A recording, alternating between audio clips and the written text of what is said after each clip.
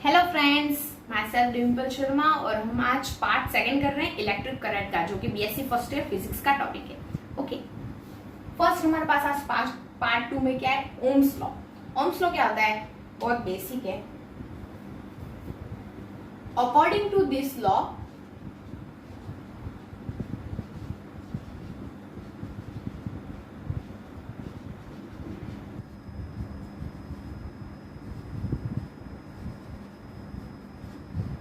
Okay, according to this law the current flowing through the conductor, अगर कोई भी conductor है उसको अगर आप वोल्टेज अप्लाइड करोगे, पोटेंशियल डिफरेंस अप्लाइड करोगे कि both side positive to the negative current, तो इसके अंदर जो भी करंट फ्लो होगा वो इसके पोटेंशियल डिफरेंस के डायरेक्टली प्रोपोर्शनल होगा। ओके, इसके पोटेंशियल डिफरेंस के डायरेक्टली प्रोपोर्शनल होगा। So V is directly proportional to the I and V is equal to I dot R, where R is the constant of proportionality and also known as the resistance of the conductor. Okay, और R जो होता है उसकी unit होती है ohm. Scientist थे, ohm's law हम पढ़ रहे हैं, सो R की यूनिट भी ओम दे दी गई और इसका सिंबल इस टाइप का है कुछ। ओके, R की unit Om.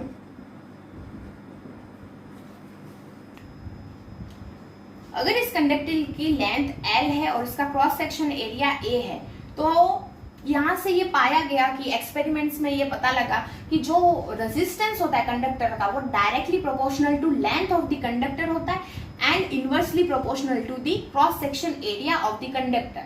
Okay, so R is proportional to L by A, और यहाँ पर फिर से एक कांस्टेंट ऑफ प्रोपोर्शनलिटी आएगा जिसको हम रेजिस्टिविटी बोलेंगे और उसका सिंबल है rho. R is equal to rho L by A। Here rho is the constant of proportionality and called as resistivity और स्पेसिफिक रेजिस्टेंस। इसको स्पेसिफिक रेजिस्टेंस इसलिए कहा गया कि हर किसी मटेरियल का ये फिक्स होता है। ओके, ये एक कांस्टेंट वैल्यू हर मटेरियल की, सो इसको स्पेसिफिक रेजिस्टेंस भी बोला गया है। ओके, और ये रेजिस्टेंस की डेफिनेशन क्या होगी, V is equal to I है, तो यहां से हमारे पास R क्या था, R is equal to V by I। तो रेजिस्टेंस की डेफिनेशन भी बहुत सिंपली हम बना सकते हैं कि जब कोई भी करंट 1 एम्पियर अगर किसी कंडक्टर के अंदर से फ्लो हो और उसका जो पोटेंशियल डिफरेंस है वो भी अगर 1 वोल्ट हो, तो उसके अंदर जो रेजिस्टेंस होगा वो उसको हम 1 ओम बोल सकते हैं। ओके, अगर ये दोनों 1 हो जाएंगे तो R भी 1 हो जाएगा, तो 1 ओम की डेफिनेशन ये है।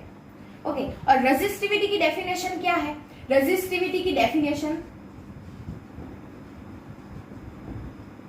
सिंपली आप भी बना सकते हैं। अगर L को 1 कर लो और A को भी 1 कर लो तो रो जो है वो रेजिस्टेंस के इक्वल हो जाएगा। तो रेजिस्टिविटी क्या, एक तरह का रेजिस्टेंस है कंडक्टर का। व्हेन दी कंडक्टर की लेंथ 1 मीटर हो जाए और कंडक्टर का cross section area 1 metre square हो जाए तो उसका रेजिस्टेंस ही उसकी रेजिस्टिविटी कहलाती है। ओके, तो यही उसकी डेफिनेशन है। नेक्स्ट हमारे पास है relation between resistivity and relaxation time. Okay, relation between, हमको पता है रेजिस्टिविटी का फॉर्मूला क्या होता है, rho is equal to R A by L। हमने अभी निकाला था R is equal to rho L by A, we know that. ठीक है, तो रेजिस्टिविटी क्या हो जाएगी, R A बाय L। और हम रिलैक्सेशन टाइम जानते हैं कि कोलिजन, जब हमारे कंडक्टर के अंदर कोलिजन होता है तो उसका जो 2 सक्सेसिव कोलिजन के बीच का जो टाइम बचता है उसको हम रिलैक्सेशन टाइम कहते हैं। 2 क्रमगत कोलिजन के बीच का जो टाइम होता है उसको हम रिलैक्सेशन टाइम बोलते हैं। ओके, यहां से हमारे पास क्या, रेजिस्टिविटी का फॉर्मूला हमने लिखा है R A बाय L, और हमको रिलेशन किसमें चाहिए, रेजिस्टिविटी और टॉ के बीच में। ओके, तो फर्स्ट में हम सबसे पहले करंट का फॉर्मूला लिखेंगे। करंट का फॉर्मूला हमने टॉ के रेस्पेक्ट में निकाला था, NEA/VD, और VD जो है वो टॉ के रेस्पेक्ट में है, तो हमको टॉ चाहिए, तो यहाँ से हम एक बार VD लिखेंगे। VD से हम क्या करेंगे, I की वैल्यू आ जाएगी, I की वैल्यू से हम R निकालेंगे और R की वैल्यू से रो हमारे पास आ जाएगा। सो रो और रिलैक्सेशन टाइम के बीच का हमको रिलेशन मिल जाएगा। सो सबसे पहले I is equal to NEA/VD। VD का फॉर्मूला क्या था, VD is equal to E by M टॉ।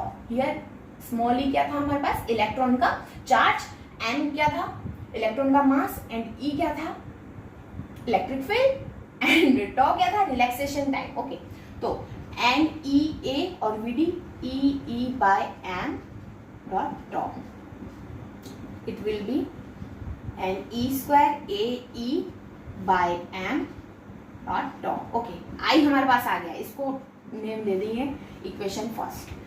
अब आई से हम आर निकालेंगे, resistance V is equal to I क्या होता है, then I is equal to V by R. Okay, अब I की वैल्यू यहाँ पुट कर दो, N E square A E by M dot tau is equal to V by R. Okay, E A by M to tau is equal to V by R. अब हमको ये पता है कि we know that E is equal to V by L होता है। Okay, और V is equal to E into L हो जाएगा, तो V is equal to E into L, और यहाँ पर भी हमारे पास V है, तो इसकी वैल्यू यहाँ पुट कर दो। So on putting this E into L divided by R and E square A E by M into tau, E से ही कैंसल आउट हो जाएगा। R is equal to R, okay यहाँ ट्रांसफर कर रहे हैं, R is equal to L M को इधर ट्रांसफर किया divide by N E square A dot tau. R की वैल्यू हमने फाइंड आउट कर ली, और हमको निकालना क्या है, रो निकालना है, तो R की वैल्यू इसमें पुट कर दो इस इक्वेशन के अंदर, तो रो क्या हो जाएगा, rho is equal to R, this R M L open N E square A tau, this is R into A by L. Okay, dot A by L, rho is equal to R A by L. अब यहाँ से L भी cancel out हो रहा है, ए से ए भी, area भी कैंसिल आउट हो रहा है और लेंथ भी कैंसिल आउट हो रही है। So rho is equal to M open E square, ये दोनों कांस्टेंट है, एम मास ऑफ इलेक्ट्रॉन है, ई चार्ज ऑफ इलेक्ट्रॉन, दोनों कांस्टेंट है, दोनों को अलग से लिख लो। M by E square dot बच क्या रहा है यहाँ पे, एन टॉ बच रहा है, one open N tau. So यही हमारे पास रिलेशन है, rho is equal to M open E square dot one open N tau. Here tau is relaxation time and rho is resistivity. So हमारे पास क्या आ जाएगा, अगर ये कांस्टेंट है तो प्रोपोर्शनलिटी का साइन भी लगा सकते हैं हम। ओके, वन ओपन एन टॉ, और इसकी हेल्प से, रिलैक्सेशन टाइम की हेल्प से हम रेजिस्टिविटी और टेम्परेचर के बीच में रिलेशन देखेंगे। सो ये जो फॉर्मूला था वो बहुत इंपॉर्टेंट था उस चीज के लिए, सो मैंने आपको ये डिराइव करके बताया, rho is equal to one open N tau. Okay, इसको याद कर लीजिए। नेक्स्ट टॉपिक है variation of resistivity with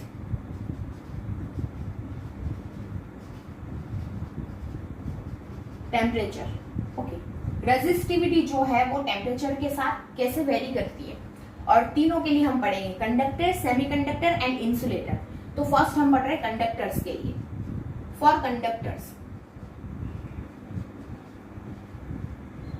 conductors में नंबर ऑफ फ्री इलेक्ट्रॉन कितने होते हैं, एन कितने होते हैं, infinite number of free electrons होते हैं, क्योंकि ये कंडक्टर्स हैं।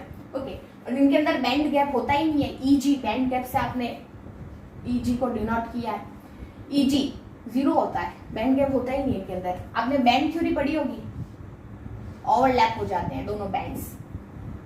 ओके, तो कंडक्टर के अंदर number of free electron infinite होते हैं। मैंने आपको अभी जस्ट एक फॉर्मूला डिराइव किया है, one upon N tau. Resistivity is inversely proportional to the product of N and toe.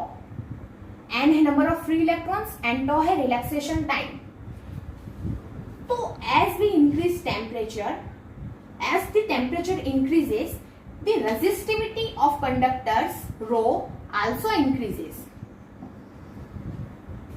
Resistivity also increases because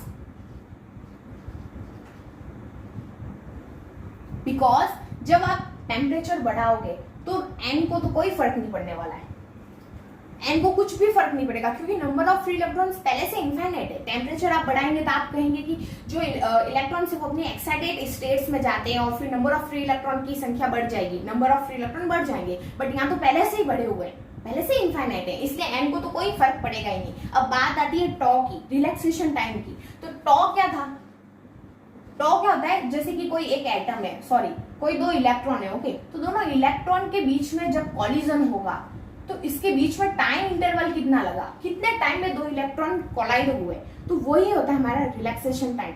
मैं आपको बार बार बता रही हूँ, दो सक्सेसिव कोलिजन के बीच का जो टाइम रिक्वायर होता है उसी को हम बोलते हैं रिलैक्सेशन टाइम। तो जब हम टेम्परेचर इंक्रीज करेंगे तब हमारा रिलैक्सेशन टाइम जो है वो डिक्रीज हो जाएगा। डिक्रीज इसलिए हो जाएगा कि नंबर ऑफ फ्री इलेक्ट्रॉन फटाक से कोलाइड करेंगे, फटाक से नहीं जल्दी से कोलाइड करेंगे नंबर ऑफ फ्री इलेक्ट्रॉन्स, और जितना जल्दी कोलाइड करेंगे जो रिलैक्सेशन टाइम है वो डिक्रीज हो जाएगा। कम से कम रिलैक्सेशन टाइम होगा, जल्दी से कोलाइड कर रहे हैं वो कम से कम रिलैक्सेशन टाइम होगा, तो रिलैक्सेशन टाइम कम से कम है, डिक्रीज हो रहा है, तो रेजिस्टिविटी इंक्रीज हो जाएगी। तो ये इसका रिक्वायर्ड फॉर्मूला है कि जब टेम्परेचर हम इंक्रीज करते हैं तो रेजिस्टिविटी भी इंक्रीज होती है फॉर कंडक्टर्स। सो कंडक्टर्स का और कंडक्टर्स के अंदर रेजिस्टिविटी और टेम्परेचर का ग्राफ कुछ इस तरह से आएगा। रेजिस्टिविटी इंक्रीज टेम्परेचर इंक्रीज करने पर रेजिस्टिविटी भी इंक्रीज हो जाएगी। ओके, नेक्स्ट हम पढ़ रहे हैं सेमीकंडक्टर्स के लिए। तो सेकंड पॉइंट है for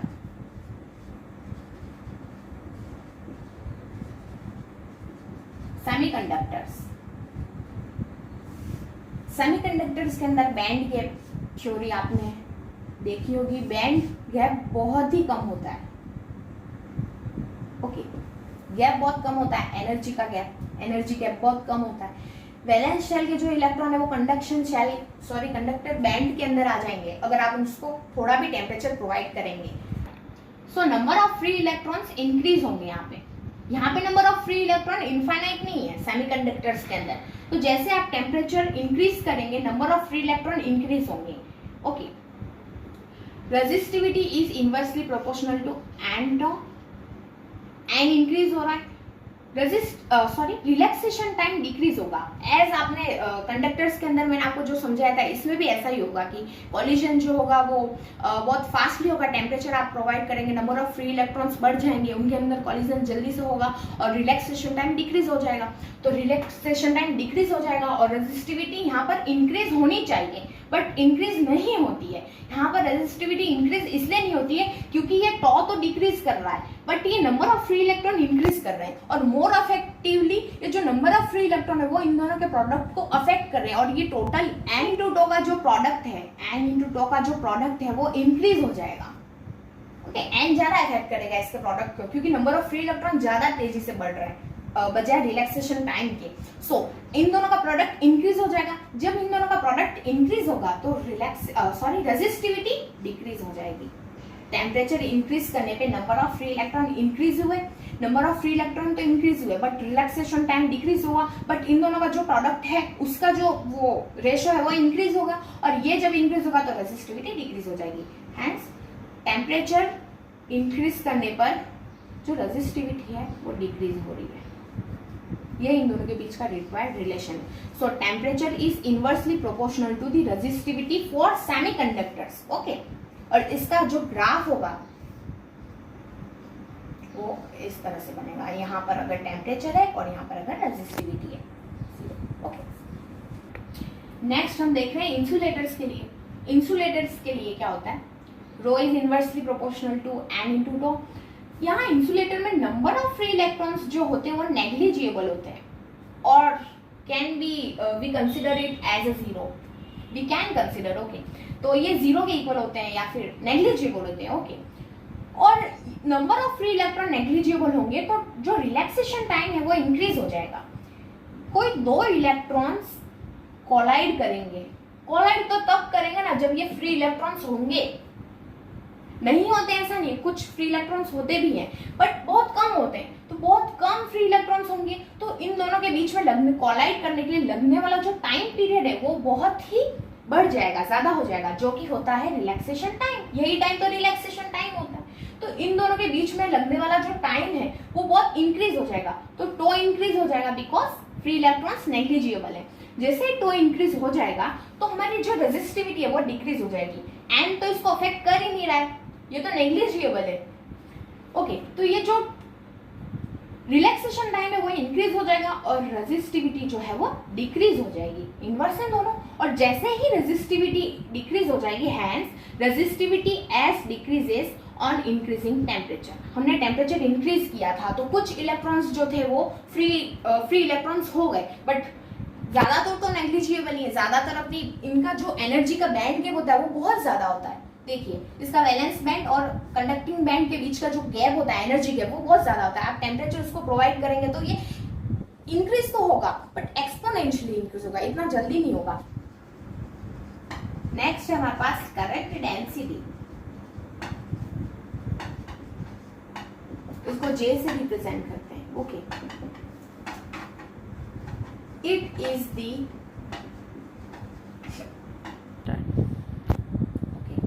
It is the current flowing through the conductor per unit cross section area. यहाँ पे ये रिमार्केबल थिंग यही है कि cross section area perpendicular area होता है। ओके, ये होता है क्रॉस सेक्शन एरिया, न कि ये होल एरिया। इसका जो क्रॉस सेक्शन एरिया उसमें उससे जो करंट फ्लो हो रहा है आई, ठीक है, तो जे जो है वो इसी क्रॉस सेक्शन एरिया और करंट का रेशियो है। ओके, तो J is equal to I by A, ये क्रॉस सेक्शन एरिया इंपॉर्टेंट है। ओके, और हम जानते हैं कि आई स्केलर है, एरिया भी स्केलर ही है, बट जो जे होता है वो वेक्टर क्वांटिटी है।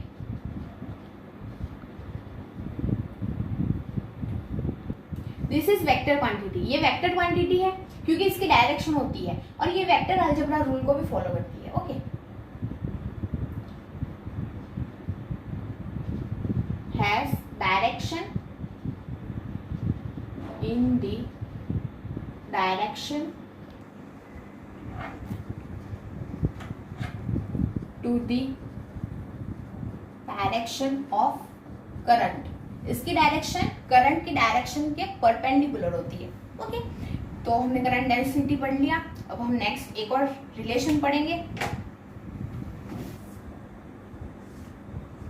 नेक्स्ट है Ohm's law in microscopic level, quantum level पे। ओके, और ये क्या है? Relation between J current density, sigma conductivity and E. एक छोटा सा टॉपिक है कंडक्टिविटी। कंडक्टिविटी क्या होता है?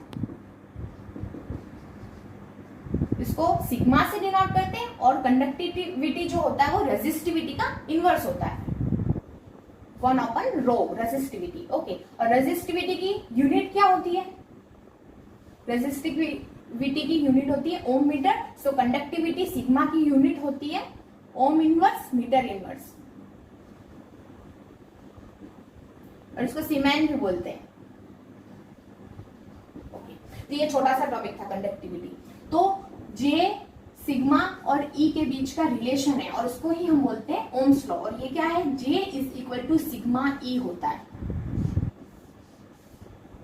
ओके, फर्स्ट हम स्टार्ट करेंगे आई की वैल्यू हमको पता है, I is equal to N E A V D. V D drift velocity, V D is equal to E E by M tau. इसकी वैल्यू यहां पुट कर रहे हैं, N E square A E by M into tau. Okay, I की value आ गई। अब यहां से ये जो एरिया है इसको अगर हम यहाँ डिवाइड में ले आए तो आई ओपन ए क्या होता है? J current density, current divide by area पर यूनिट क्रॉस सेक्शन एरिया। तो ये क्या होता है? Current density. तो हम ए को यहाँ ले आएंगे तो I divide by A is equal to N E square E by M dot tau. इसको क्या लिख लेंगे? J is equal to N E square E by M tau. अब हमको चाहिए क्या? हमको चाहिए J is equal to sigma ई, और हमारे पास ई तो है पहले से, तो ई को छोड़ करके जो बच रहा है वो सिग्मा है हमारे पास। J is equal to N E square tau by M dot E, और this is equal to sigma. कैसे सिग्मा? हम यहां से निकाल सकते हैं सिग्मा टॉ के रेस्पेक्ट में सिग्मा क्या होता है? तो टॉ के रेस्पेक्ट में सिग्मा फर्स्ट में तो 1/ρ होता है और रो की वैल्यू पता है हमको, रो क्या होता है, rho is equal to m/e² n into tau होता है। इसकी वैल्यू हम पुट कर दें तो sigma is equal to, so rho क्या है m/e² n टो, तो सिग्मा क्या हो जाएगा इनवर्स इसका, तो ये क्या हो जाएगा e² n tau divided by m, और यही वैल्यू यहां हमारे पास आई है। सो ये सिग्मा के इक्वल है। Okay, sigma is equal to n² tau divide by m, n e² tau divide by m। Okay, तो हमारे पास रिलेशन क्या आ गया, so j is equal to sigma e and this is required relation and Ohm's law in microscopic level.